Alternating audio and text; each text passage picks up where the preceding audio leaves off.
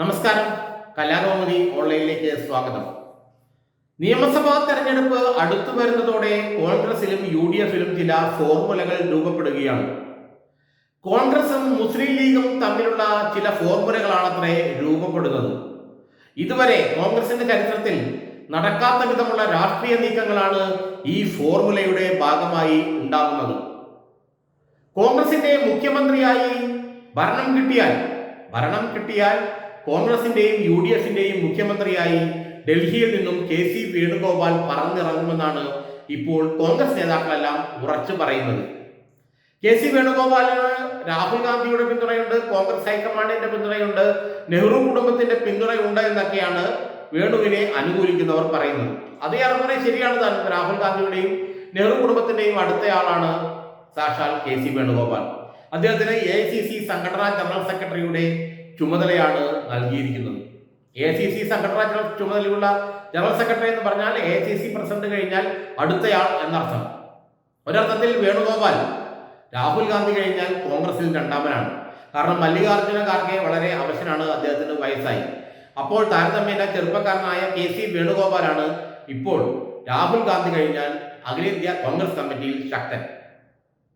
എന്നാൽ കേരളത്തിൽ KC വേണുഗോപാലിന് സ്വപ്നങ്ങളുണ്ട്, രാഷ്ട്രീയ മോഹങ്ങളുണ്ട് എന്ന് എല്ലാവർക്കും അറിയാം. കേരളത്തിന്റെ മുഖ്യമന്ത്രിയായി പറന്നിറങ്ങാൻ KC വേണുഗോപാൽ ആഗ്രഹിക്കുന്നുണ്ട്. അങ്ങനെ വെറുതെ പറന്നിറങ്ങാൻ കഴിയില്ല. കോൺഗ്രസിനും UDFിനും ഒരു സംവിധാനമുണ്ട്.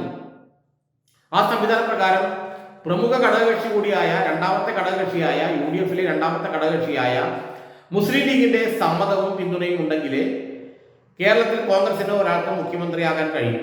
ലീഗിന്റെ സമ്മതം നഷ്ടപ്പെട്ടാൽ കരുണാകരനായാലും ആന്റണി ആയാലും മുഖ്യമന്ത്രി സ്ഥാനത്ത് നിന്ന് ഒഴിയേണ്ടി വരും. അതാണ് നമ്മുടെ മുന്നിലുള്ള ചരിത്രം. ഇവിടെ KC വേണുഗോപാൽ ഒരു ഫോർമുല മുന്നോട്ട് വച്ചത്രേ. PK കുഞ്ഞാലിക്കുട്ടിയെ ഉപമുഖ്യമന്ത്രിയാക്കാൻ താൻ തയ്യാറാണ് എന്ന് വെച്ചാൽ മുസ്ലിം ലീഗിന് ഉപമുഖ്യമന്ത്രി സ്ഥാനം നൽകാൻ താൻ തയ്യാറാണ്. എങ്ങനെ? KC വേണുഗോപാലിനെ മുഖ്യമന്ത്രി സ്ഥാനത്തേക്ക് അവർ പിന്തുണയ്ക്കുകയാണെങ്കിൽ. KCയെ മുഖ്യമന്ത്രി സ്ഥാനത്തേക്ക് പിന്തുണച്ചാൽ PK കുഞ്ഞാലിക്കുട്ടി ഉപമുഖ്യമന്ത്രി. നേരത്തെ കരുണാകരൻ മുഖ്യമന്ത്രിയായിരിക്കുമ്പോൾ ആദ്യം CH മുഹമ്മദ് കോയിയും പിന്നീട് അബൂഖാദർ കുട്ടി നഹ്യയും ഉപമുഖ്യമന്ത്രിമാരായിരുന്നു. കേരളത്തിൽ R ശങ്കറിന് ശേഷം പിന്നെ ഒരു ഉപമുഖ്യമന്ത്രി പദവി ഉണ്ടായത് CH മുഹമ്മദ് കോയിക്കും അബൂഖാദർ കുട്ടി നഹ്യക്കുമായിരുന്നു. അതുപോലെ ഒരു പരിപാടി അല്ലെങ്കിൽ അതുപോലെ ഒരു ഫോർമുലയാണ് KC വേണുഗോപാൽ ഇപ്പോൾ ഉദ്ദേശിക്കുന്നത്. തന്നെ മുഖ്യമന്ത്രി സ്ഥാനത്തേക്ക് മുസ്ലിം ലീഗ് പിന്തുണച്ചാൽ ലീഗിന് താൻ ഉപമുഖ്യമന്ത്രി സ്ഥാനം നൽകാം. കാരണം ഉപമുഖ്യമന്ത്രി സ്ഥാനം ലീഗിന് ലഭിക്കണമെങ്കിൽ അതിന് താൻ തന്നെ വേണം. കോൺഗ്രസ് ഹൈക്കമാൻഡിൽ സ്വാധീനമുള്ള കേരളത്തിലെ ഏക കോൺഗ്രസ് നേതാവ് താനാണ്. അതുകൊണ്ട് കേരള കാര്യങ്ങളിൽ രാഹുൽ ഗാന്ധിയും പ്രിയങ്കയും എല്ലാം തന്നോടെ അഭിപ്രായം തേടുകയുള്ളൂ.